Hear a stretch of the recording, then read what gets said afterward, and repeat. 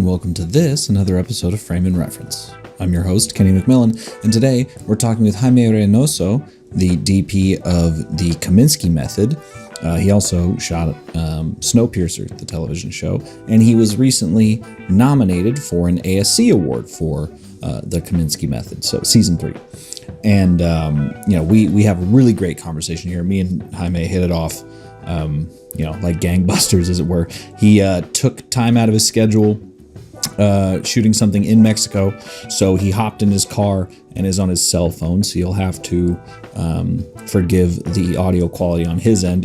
For some reason, it got way better in the last 5 minutes, so sometimes that's how it goes, but the content of the conversation far outweighs the sort of less than desirable audio quality. So I hope you'll give this one a listen. And we talk about photography and painting and culture and how that affects you as a cinematographer. We talk about the lighting setups in the Kominsky method because they're very interesting, color contrast in that show, and so much more. So I thoroughly think you're going to enjoy this one. I certainly did. And so have fun. See you on the next one. I don't know. I've got NAB next week. I'm in a rush right now. Anyway, here's my conversation with Jaime Reynoso.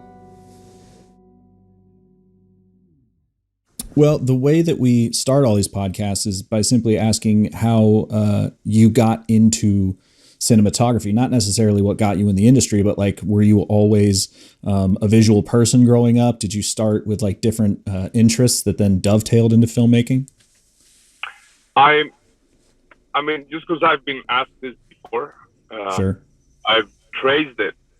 So when I entered basic schooling, probably preschool or so, and probably the first few years, I was in a very progressive education or education system here in Mexico, which was more focused based actually on a couple Ukrainian pedagogists and some Soviets that were more directed to making humans rather than ants for the rat race. Right. So it was the 70s where capitalism was frowned upon, and socialism was the thing to do and the goal to strive. Not that that's changed in my view, but it seems to have changed in most people's view. Yeah. And now the dollar is the king and everything else doesn't matter. So in those schools, they, when there was a freakish kid like me that didn't know how to read and write, they would say, well, why don't you write a drawing about your holiday, or, whatever it is your early compositions are. I do remember that I just wouldn't learn how to read and write, and they would have me draw. So I guess that is a pretty heavy indication that I was a visual person. Eventually I did learn how to read and write, but it was, but I did develop a little skill. And then throughout my childhood, I drew a lot and I painted a lot. And it was, I guess, around the teenage years where I started, after a year of drawing solely soccer players and Spider-Man, I was like, this is shit. I better stop, because this is the least interesting thing ever. Muscular bodies with spandex and soccer players. I can't think of anything less interesting. So I kind of let it go for a few years. And as one of the extracurriculars in high school, they had black and white lab photography. And I had purchased a bass because my friends had a band, and it seemed the easiest thing to learn if I wanted to join my friends in their band, because it seemed fun. Who doesn't want to play rock star for a little bit? So the bass was proving to be a little difficult, or a little more effort than I was willing to give at that age. And then when I started with the black and white photography, I was like, man, this is easy. It sort of came naturally. And so So I did that and kind of slowly forgot about the bass, and I'm starting to take film photographs again after I'd say a good 15 to 20 years adjourn. But I took pictures for a long time. Even I knew I wanted to be a photographer before I knew I wanted to go into cinema. So when I chose the path of cinema, I knew that it was just changing from photography to cinematography. I never really, I did sound, I did many things, but I knew always that I wanted to be a cameraman. And I've done a bit of directing, and I still think I'm just a visual filmmaking. It's what comes more natural to me, and I've always been into the storytelling that the image can do. Even when I was taking pictures, it was really about the stories you could tell through photographs rather than the pretty picture. Yeah. And yes, evoking feelings, but there was always, I gravitated towards sort of photojournalism and the stories you could tell.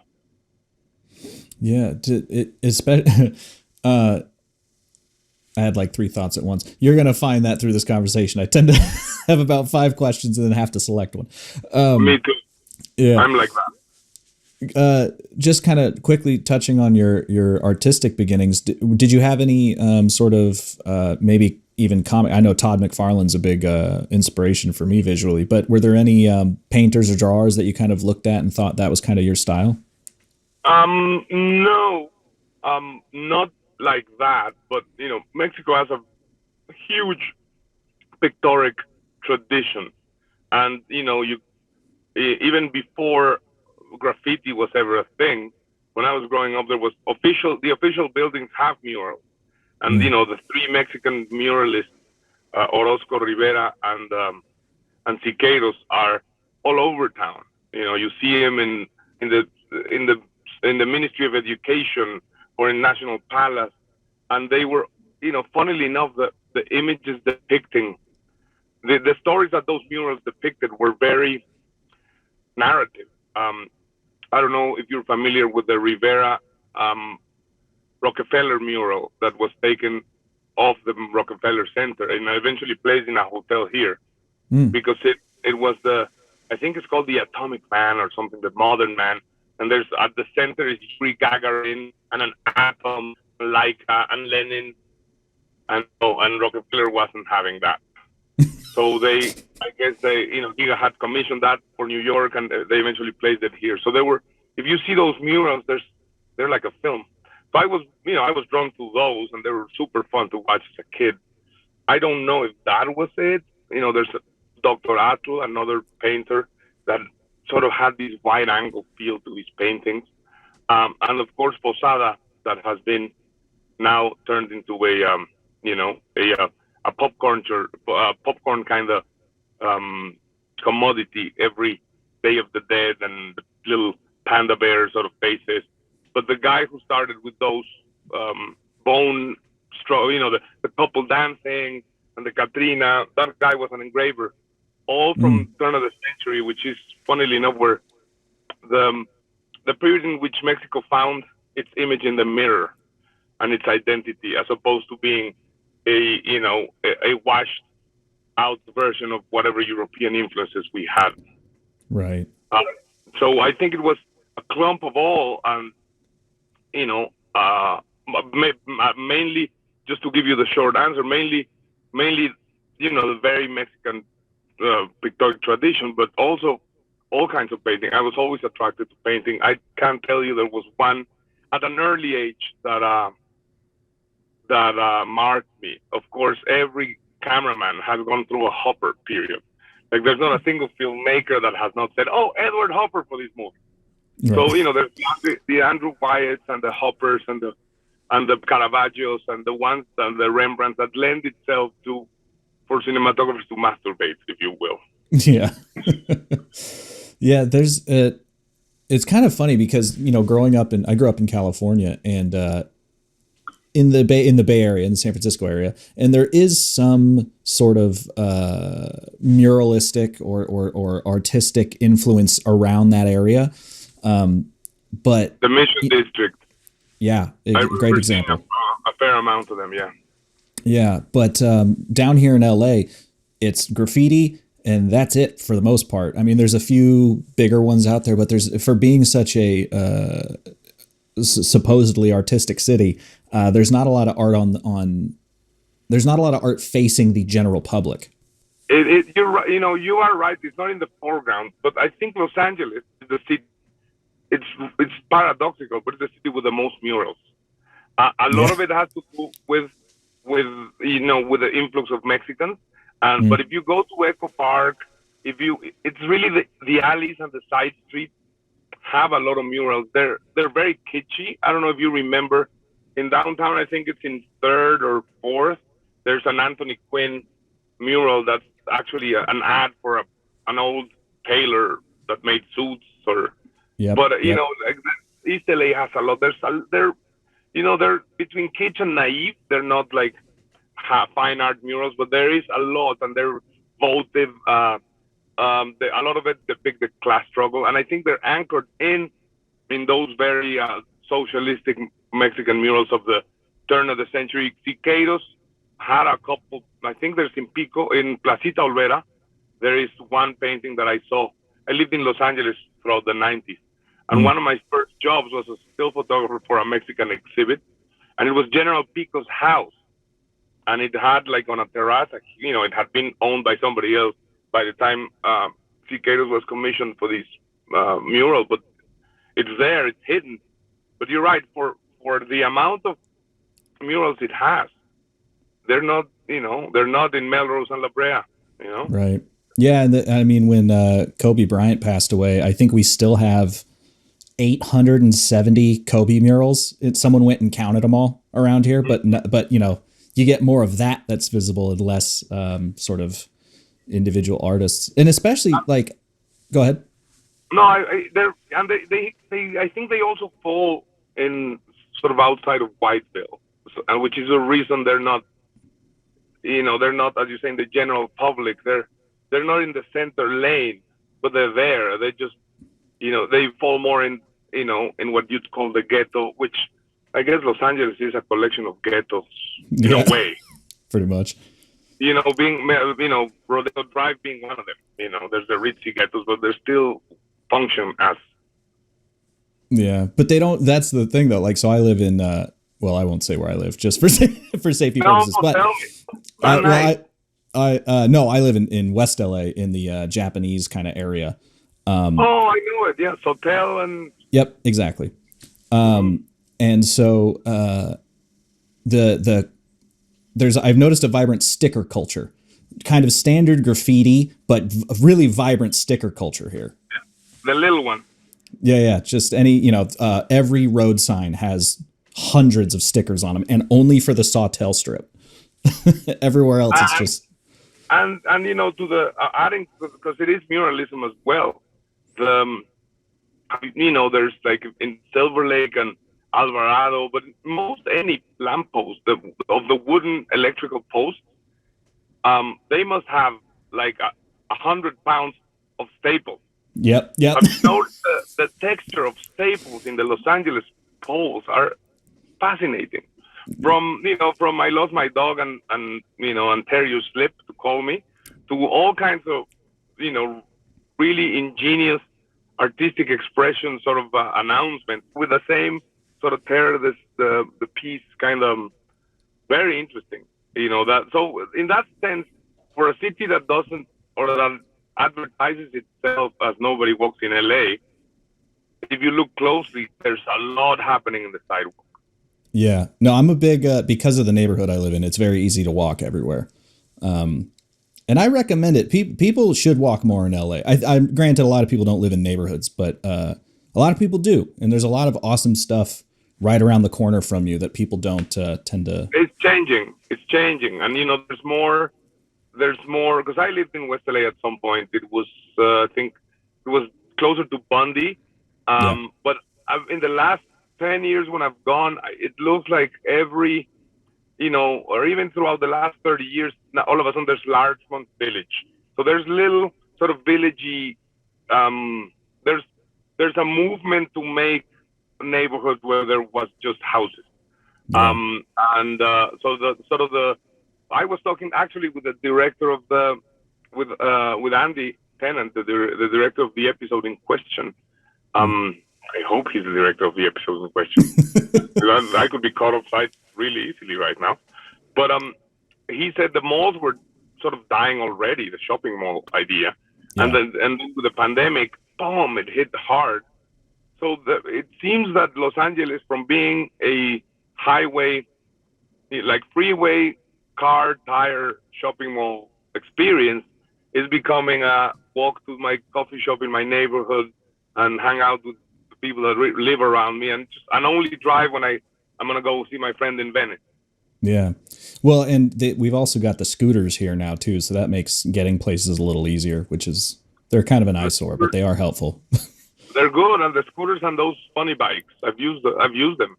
Yeah. They're expensive, but sometimes, I've gotten out of an Uber and taken one of those to arrive to a meeting in time and succeeded at it. Yeah. Talk to me about you said you were a photojournalist at one point?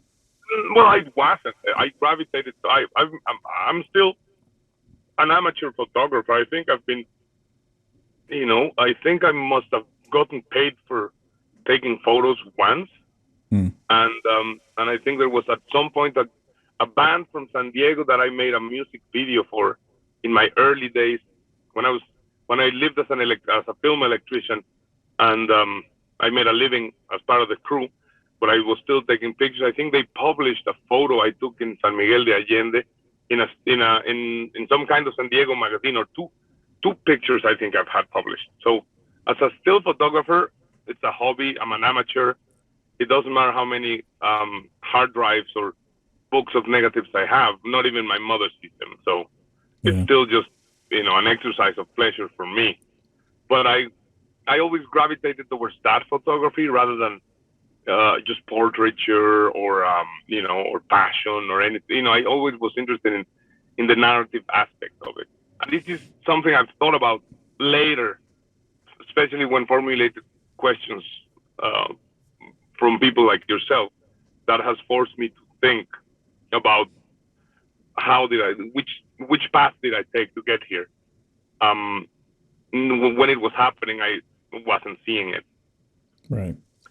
It's funny you mentioned that, because I've also been taking a lot more photos recently, and I am interested in sort of more editorial fashion photography, but it does feel more like a technical exercise versus documentary film or documentary photography, which is, as you say, much more storytelling.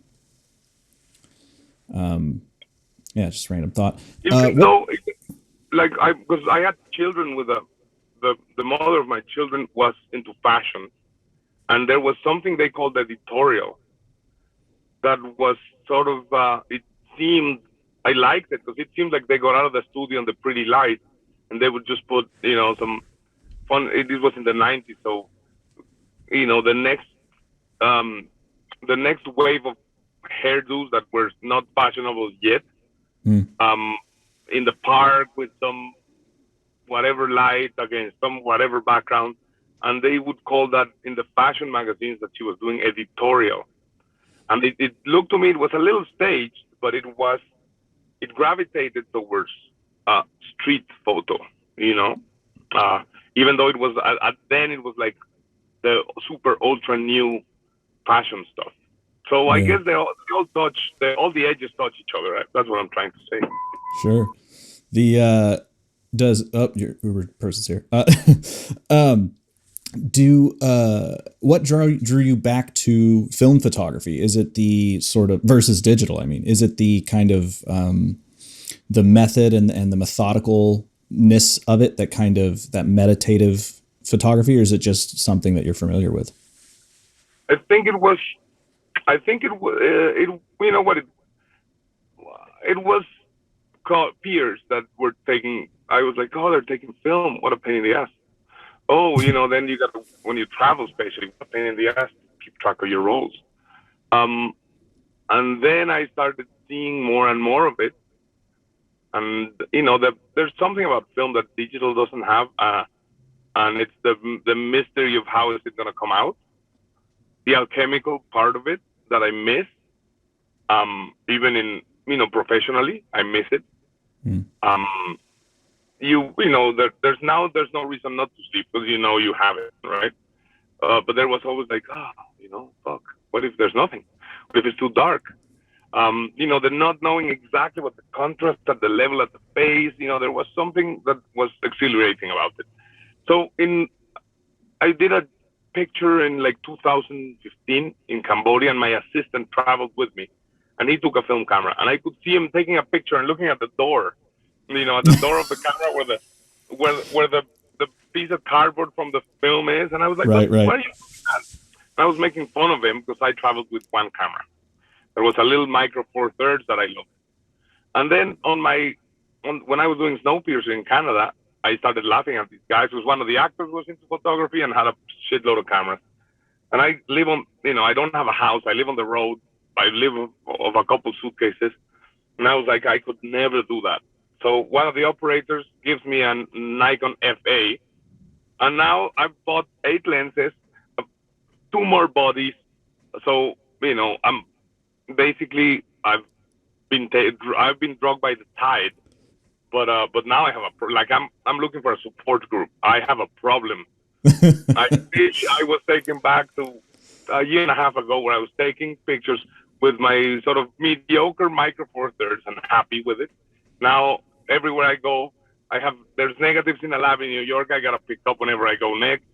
I picked up something yesterday here that I had developed after a trip to India early this year. But if I hadn't picked them up, sometimes they even throw them away, and you have it just JPEG. So it's funny that at the end, the life of that negative is that little JPEG.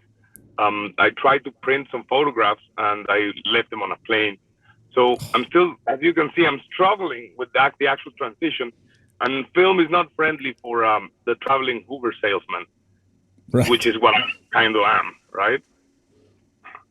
But it's fascinating, and sometimes the film, some of the rolls I had in my drawers, so they're gray and dull, and truly whatever takes you away from that perfect digital sort of middle of the road iPhone photo is good. Yeah. It's kind of, because I've been trying to articulate first of all, I have a Nikon F2. That's why I have all the AIS glass. Good.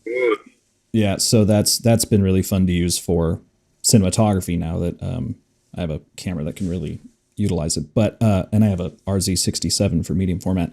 But I've been trying to articulate what the film, or help myself and others kind of articulate what that film to digital thing is, because it's so romanticized. And I think it is, like you were saying, like leaving film in your drawer for a while or whatever. It's that it's you creating one half of the image and sort of nature affecting the other half. That I think is kind of fun to think about. Yeah. Or just chat. There's random is not the right word because it's used like, oh my God, there's a random guy there. But it's actually there's actually a level. Pixels are organized as as the army of Ho Chi Minh, right. And silver highlights are like like people in a Metallica concert. So it is randomness. The chemicals, you're monitoring temperatures and times, but things are not precise. Usually when I shoot for as a job, I try to incorporate as much randomness as possible, as much accident. Yeah. So I think it's half of it is a plan or an intention. Let's say, if not a plan, an intention. And the other half is life. It's like bouncing a ball in a cobblestone street. So it's more fun than the flat street where everything's predictable. So I guess that's what it is. It's less predictable, and that's why we like it. Yeah. It's like, for me, if I had to draw an analogy, it'd be like, where is it? Snowboarding. Why is it fun? Well, you're in nature and that's awesome, and it's physical and that's awesome. But there is, I think anything fun, there is some element of danger. And while photography can be dangerous, but isn't in itself dangerous, that randomness that you speak of is kind of the analog there. The unexpected. If I'm gonna visit your snowboarding analogs, I learned fairly late in age, and I don't do it enough. But it's those days where it's so cloudy that you can't see volume or texture in the snow, and it's just white, and you don't really know. Like it's like it might grab, it might stick, it might and if you take your glasses out, you see less. Yeah, especially at my skill level, that's at my skill level is kind of terrifying. But I'm sure at yours, it could add a level of fun because it'll keep you on your toes. Yeah, it's the one thing that'll happen for me on those days is I don't tend to fall. Like, I have good feet under me, but I will get vertigo. Because you can't, when it's white out like that, you can't tell if you're going up or down, and the gravity starts to play with you, and you're trying to like adjust your feet just by feel. It's very strange. Don't quite like those specific instances so much. Those become less fun because you're about to vomit. Talk to me about how, kind of shifting gears, how starting as a gaffer sort of affected your cinematography, because we'll get to the Kominsky method in a moment, but going to the idea of that randomness that you were talking about, I saw a lot of that in your lighting, that sort of staged randomness maybe. So yeah, how did gaffing kind of influence you? In a way, it didn't, or it did because it pushed me in the opposite direction. So I don't know why I started working in the lighting crew. Well, it just seemed a lot more fun than working in the camera department. And I always had an aversion to smaller screws and minutious mechanic accuracy. I've always been, I guess, drawn away from accuracy. So it seemed like bigger tools and bigger pieces of metal were not as delicate, and you didn't need to be such a surgeon or so mathematical about it to learn it. So I started working in the lighting crew. Then at some point, film was all about light, all the light. And it took me years to sort of to understand that film is really just about the frame, and the light is, it's part of it, helps.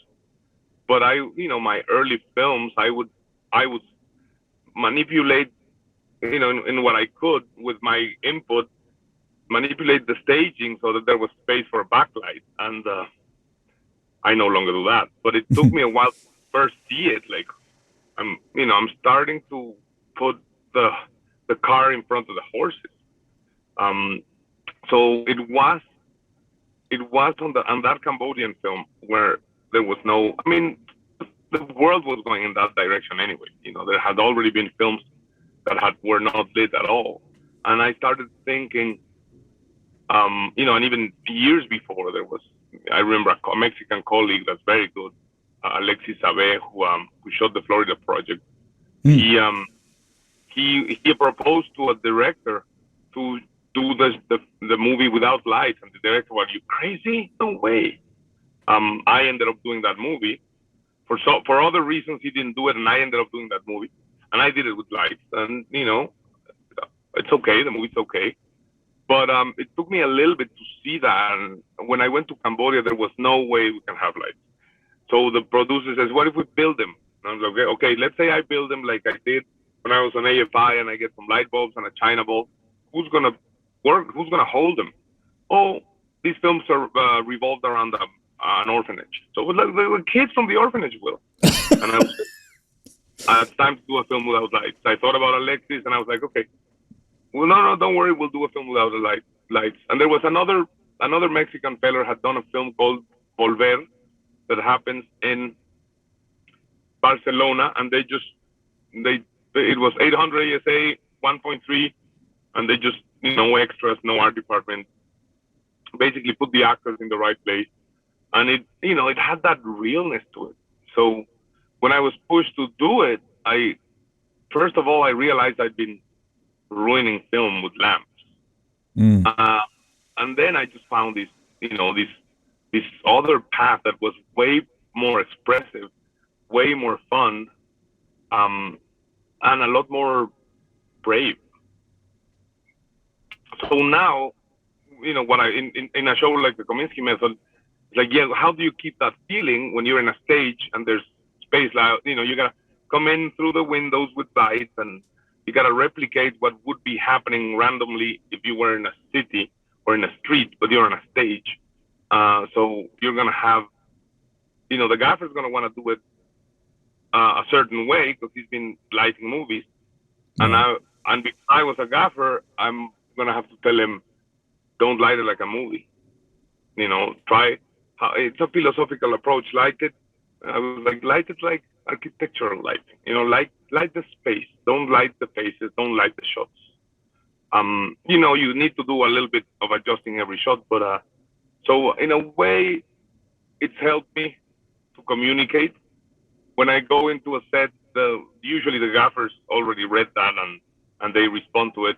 But I guess also I have all kinds of bad habits or habits are different than theirs that might be aggravating as well for them. Sure.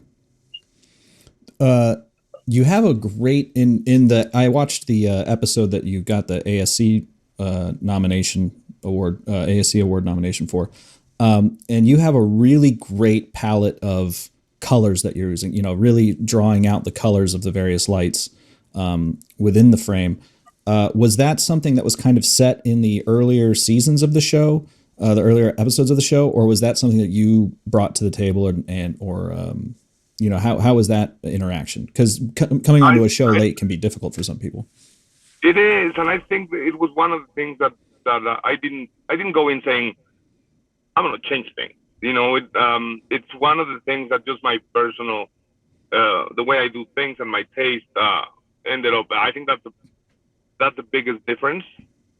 And it's just, it seemed the previous seasons have a lot more white light than colored light, but it wasn't conscious. It was something that just, I remember there was a set.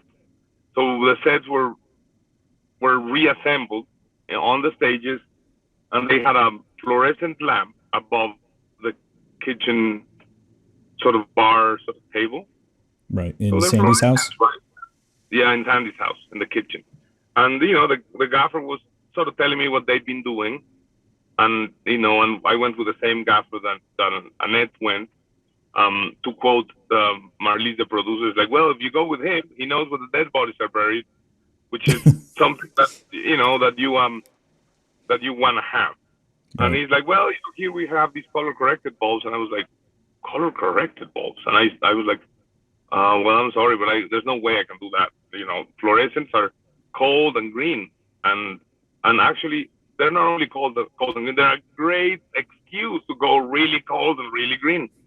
So, in a way, I can declare myself a bit of a colored light junkie, and I like great contrast.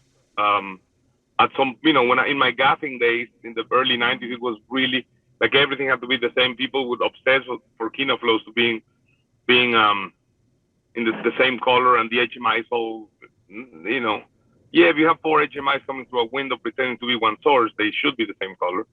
But my color meter hasn't seen a battery in decades. I tend to go for there's nothing subtle enough that you can't see it with your eyes on my sets. And it's just, I guess, the natural evolution of how I do things. Yeah, it's I loved seeing it. So I'm a big fan of that sort of fluorescent green and that yellow warmth, especially that you have going on in Sandy's house, but also just elsewhere in life. But it's something I've been thinking about with film. Those differences were really stretched out with normal fixtures, whereas with digital, it seems to even out those color differences a lot. You know what? Sorry to interrupt you, but I did. No. on a film I did, it was early on the digital progression. We toyed with the idea of shooting 16, and I tested a Sony 900 that was like around 320, and the 500 Vision 2, I think. That was what, 79, 72, 79. I don't remember. In my street, we shot it in my street, and everything was opposite to what I thought it was gonna be. Film saw a lot more in the dark, a lot more, on those tests. And then, the sodium vapor on the digital, even though it was still a video camera, there was this redhead girl that there was all these different, like a huge array of red between her freckles and the hair, where in film it was just like kind of like one paste of red. There was less. Sure. I guess they now color space in there. So the color space was greater on those early rudimentary video cameras than that 500 ASA. So it depends on the film, I guess, but it depends on the emulsion you use. But I was surprised because it's always the camera in conjunction with the monitor, and then the film, the film negative in conjunction with the film print and the screen projection. Yeah. The in the Kominsky method, then, are you you're shooting on Venice? Venice, yes. Yeah, I only guessed because in the sort of behind the scenes shot of the doctor show that they're shooting in the show, you got that image of the monitor, and I just saw the OSCN or whatever, and I was like, oh, they're shooting Venice. How about that? Yeah.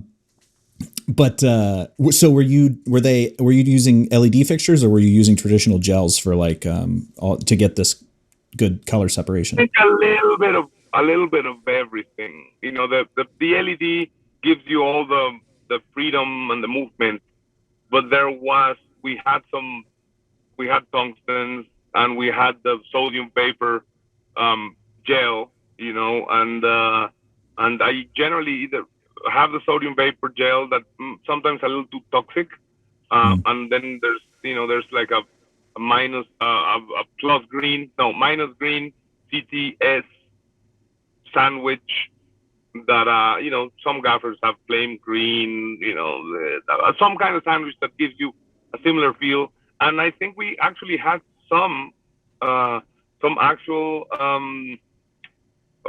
sodium vapors. Yeah, and even in one of the scenes in the street, we placed them. They hired them, and we had some sodium vapor bulbs in them, and we just plugged them in, put them in the sidewalk, turn them on. Yeah, those that light. Speaking of LA, fucking it up for everybody. LA replaced all those beautiful sodium vapors with 6,500 Kelvin LED street lamps, and it's impossible to go to sleep. It's not Los Angeles though. It's the world. One of my sons studies in Tallahassee, and I was really happy to see that that some of those, because they have that boring white, and they're all the same, but with time, one will go. So I remember in the 90s, in the white light era, people being obsessed because they couldn't color correct sodium vapor. When Microman shot, I think it was Heat, there was a whole thing where they located the streets that had metal halides so they wouldn't have to suffer the pain of the sodium vapor. So people hated it. And then as soon as we started loving it, they changed. But life is like that, and I think art is like that. As soon as you see, like, oh my God, I'm surrounded by this beautiful thing, it's gone. Yeah. But I saw in Tallahassee some really odd purple of a few of the fixtures that with time they go. So I'm looking forward to actually all that super even white light in Los Angeles in 10 years or 15, it's gonna be some tutti frutti. One has been changed to something, so it'll be, I agree with you. It's a little boring now, but it's a good seat. Yeah, I mean, it's definitely safer to drive in, but when it's coming through your window, it's a lot at night. It's 3 a.m. and it feels like daylight. Your brain's like, can we stop? Yeah. In the film, in the episode in question that we're talking about with the Kominsky method, first of all, each location, you have done a fantastic job of giving each location its own feeling. His daughter's soon-to-be husband. The warmth of his house is beautiful. Sandy's office has that great sun coming in. That's like kind of everything seems to follow him. That's green, and his like family seems to be very warm, and it's just beautiful. But I did want to know how you approached lighting the fake show that they're shooting, as opposed to the real show that is the Kominsky method. Oh, so the instruction or the conception by the author was like because he's been Chuck Lorre's been in television for quite a bit, so and he's compared to him, I'm a young pup, so right. he said, well, this should look like, I want this show to look like, well, he didn't he said CSI. Sure. And I was like, how do I say, hey, CSI is nothing new. CSI is 20-something years ago. And then he explained to me, no. What I mean is something that changes the game, like CSI's. He said one of the things those shows did change the way of lighting television. Television was a little less risque, but also there was sort of a ridiculousness to the they're talking about the labs and the foreground thing. So it was somewhere between a homage and a satire sure. of that. So that was what the author, he mentioned he wanted to as an example, and so we went that way. The medical lamps are all LED now. So funnily enough, I assumed, well, we're going to have those lights. They're going to be tungsten. They're going to be very warm, like the dentist light, and we'll have the body. And then we'll come up with, because one thing that CSI had was all these blue lights. And he was like, oh, yeah, the blue light. But then when we got there, all the medical lamps were LED, and they were quite blue. So then we had to throw orange in the background. So I like it when things don't go as planned, because then you have to react and then you do things out of your gut rather than your brain, and they're usually better. Yeah. So that's what happened there. And then there was a whole thing, because also we're using the same cameras, and then we're shooting the screen. So I started playing with color balance, but then at some point I have to see in the same camera the frame that's with that color balance. And so there was one shot that what you see on the TV was really blue, and we had to power it and correct it because I was doing things with the left brain, and I didn't remember I had to at some point see it all. So I was like, oh, well, if you do this at 32 and those at 56, when you do the wide shot where you see it all, this is going to look, I don't remember if it was too orange or too blue. And it was, it wasn't a hard fix. Nowadays, color correction is also very, sophisticated and gives you lots of freedom. But that was, it was an interesting, it's like wearing a disguise over a disguise in a way. Right. Talk to me about your relationship with your colorist. Are you guys doing like a lot of work in the grade to get to where you want to go, or do you kind of sit with like one show LUT and then just do maybe minor tweaks from there? Man, I don't. I mean, the colorist in this show had done the previous seasons, and again, it was smart for me to look for the hands that held the brush for the previous season, so I had a reference, and because otherwise I would have just gone rogue. So Peter Mano and me developed LUTs based on the seasons that Annette had shot. But all that was done remotely because this was my first COVIDian show, so it was still, bubonic plague 1620. Right.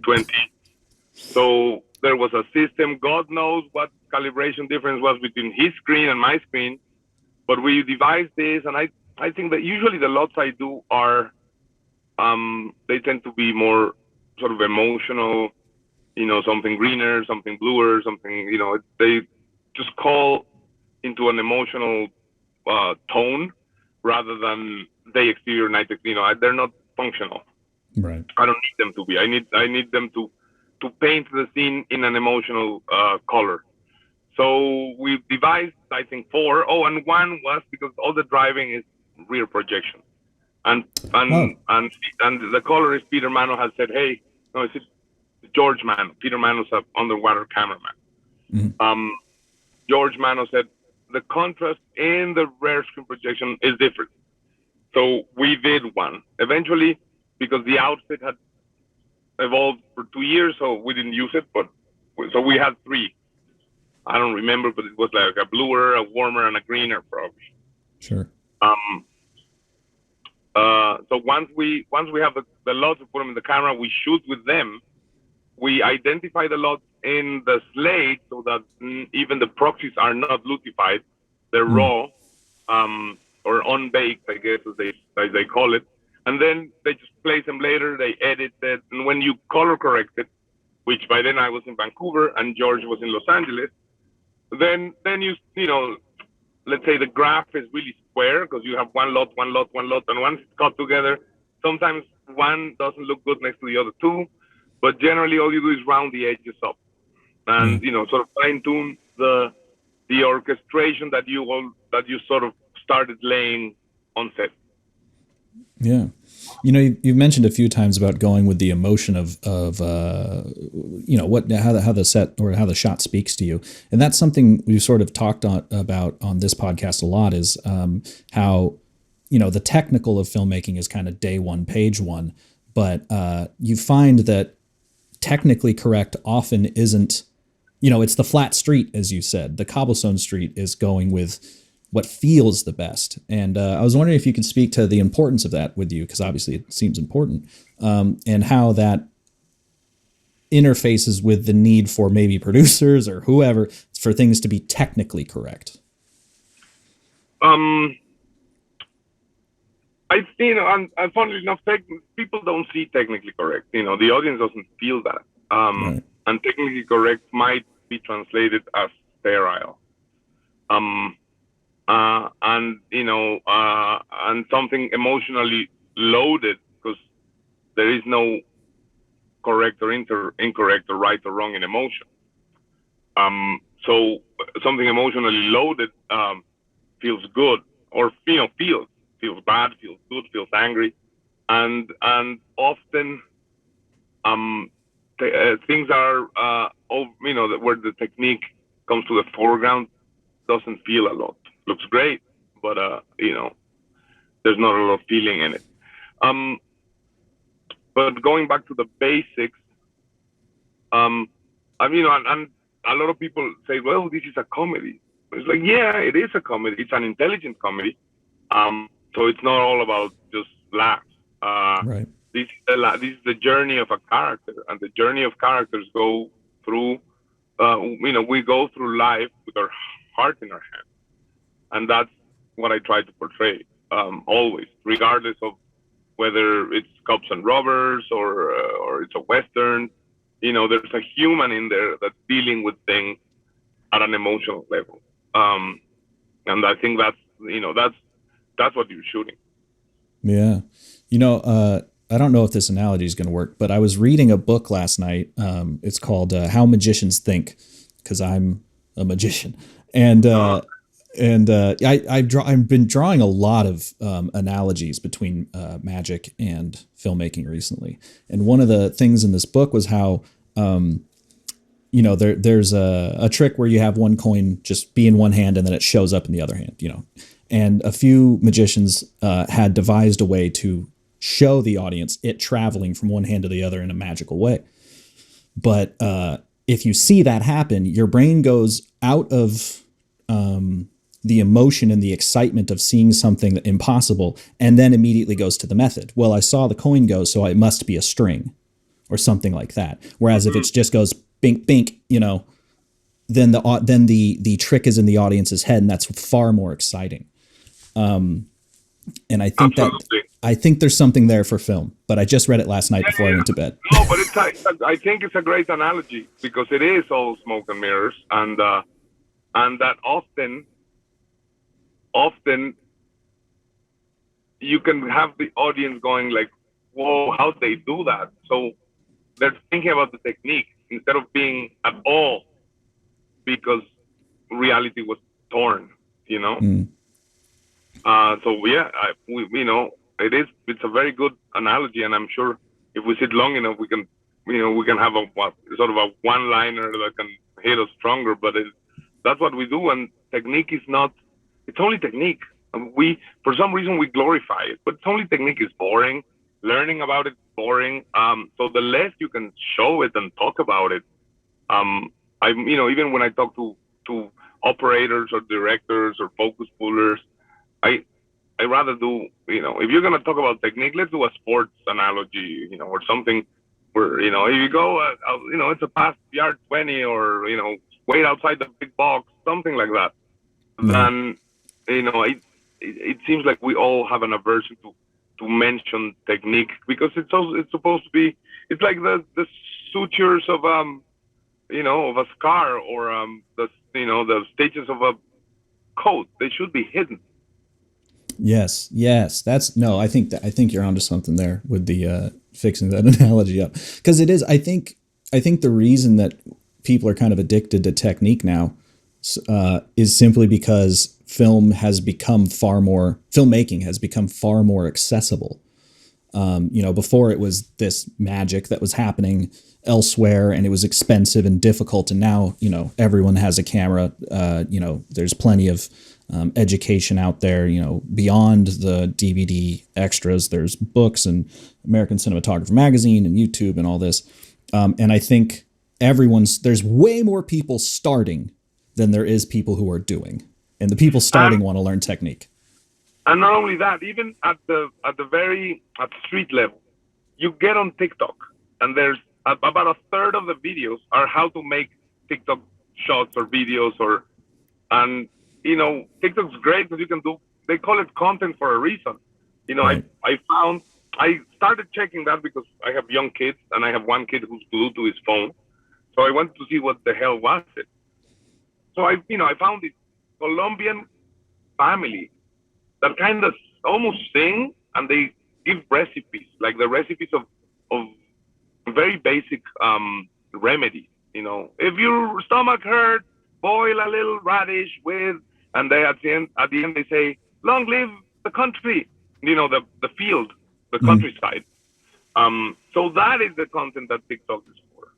And then all of a sudden you see a guy with his phone, sliding it through with a napkin on the table, and then they're dropping water on a little glass just to make us lick, or make it look like the sun is in somebody's hands. They're very simple, aesthetic shots, but still at an amateur level. And I don't mean amateur in a derogatory way. Right. Just people that do this for fun. There is a fascination with the technique, and we're forgetting about the content, which is not really how we're telling the story. I mean, it's very important, but what is the story we're telling? Yeah. And the story is generally a medium to say something. I don't know. Don't betray your friends. There's generally something very simple that stories wanna encourage us to think about, maybe. Yeah, it's something that I've been thinking about a lot recently, and I think you're right. It is a when you don't have a story to tell, making something shiny is the most accessible, or seems the most like. I think people, there's an element of ego to it, perhaps, like, oh, no one takes me seriously, but I want to do this, so I'm going to make a shiny thing instead of an ingratiating thing. A good story versus. something like that. Yeah, fulfilling. And you're, and and there's a point in your learning curve where you have to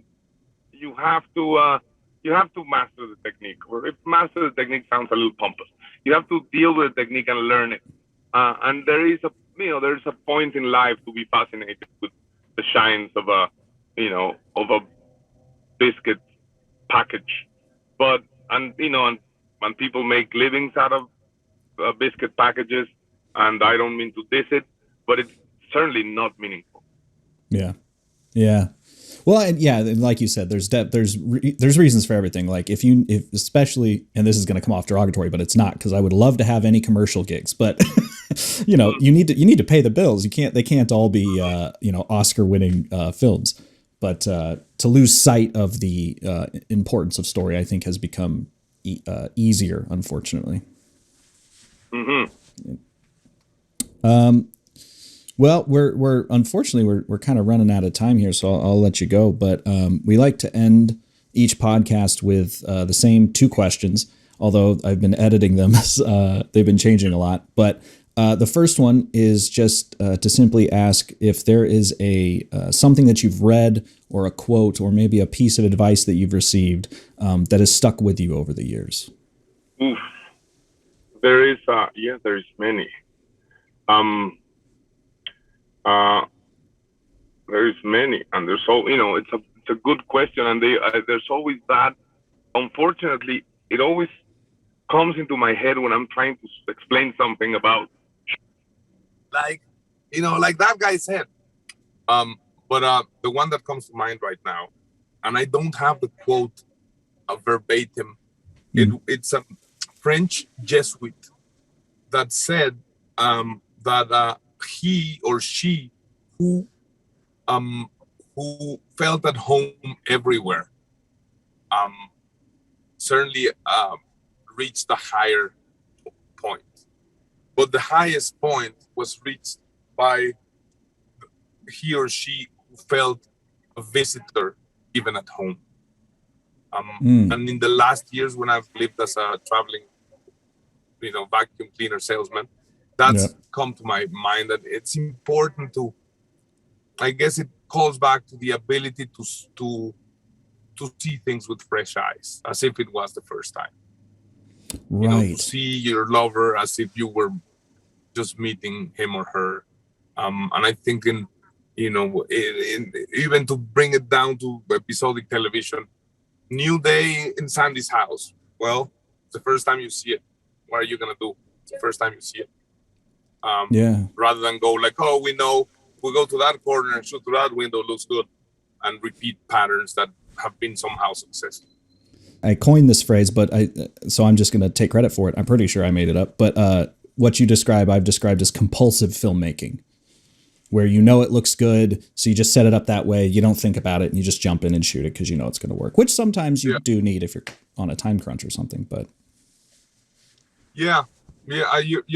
it's, and I guess they call it the comfort zone, don't they? Yeah. And funnily enough, and the Kominsky is one of those. I've devised a series of steps to push the whole circus out of it. One of them is, I love shooting cross coverage. So, you got the experienced operator who's generally want to put thing in the left and, go through the handbook of cinematic composition, which is a load of bollocks. And then all of a sudden there's a camera in the shot. So, negotiate, make it, put in the other side, figure out, put a foreground, and all of a sudden you see a fresh frame that you've never seen before.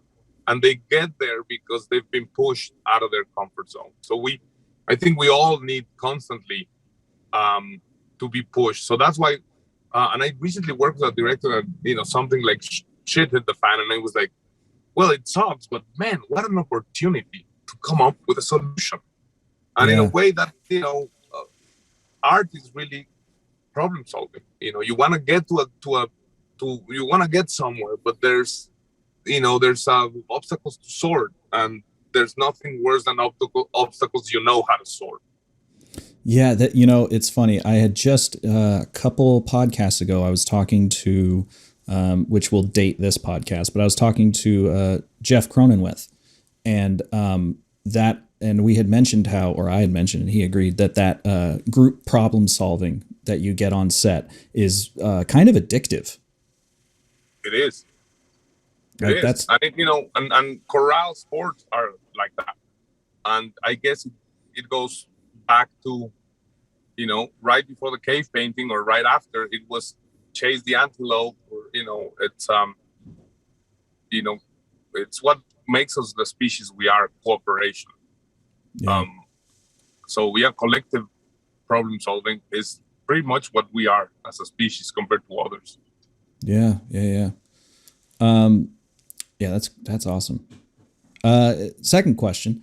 Do you have a film that you suggest people see that is not one of yours?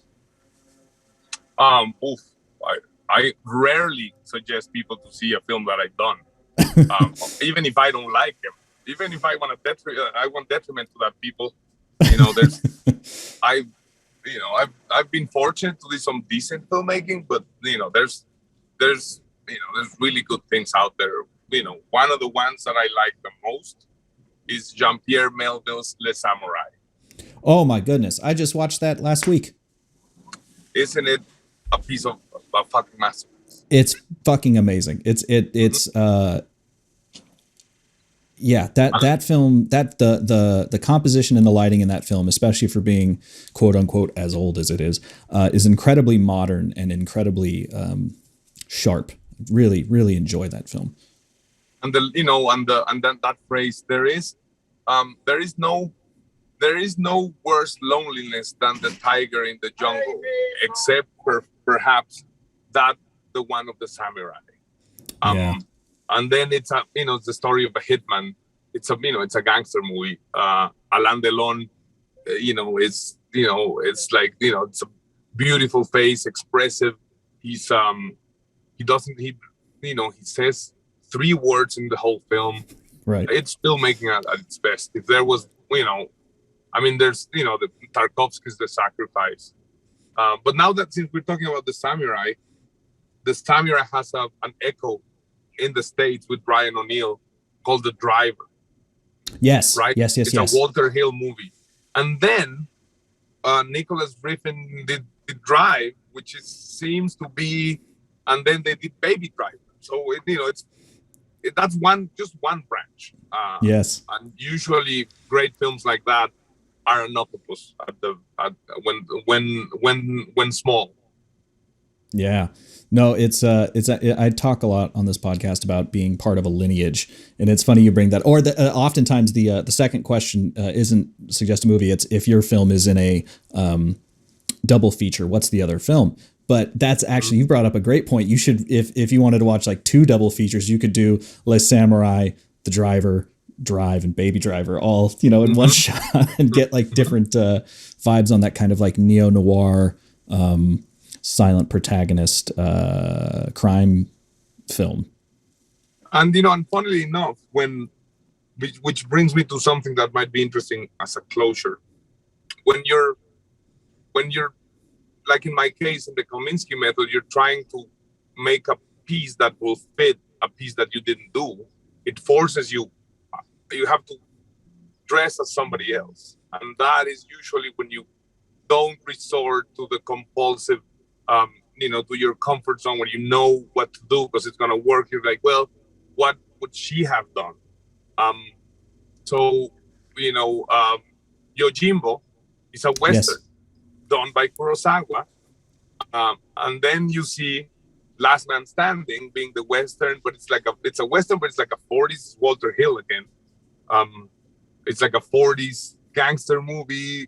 So it's really,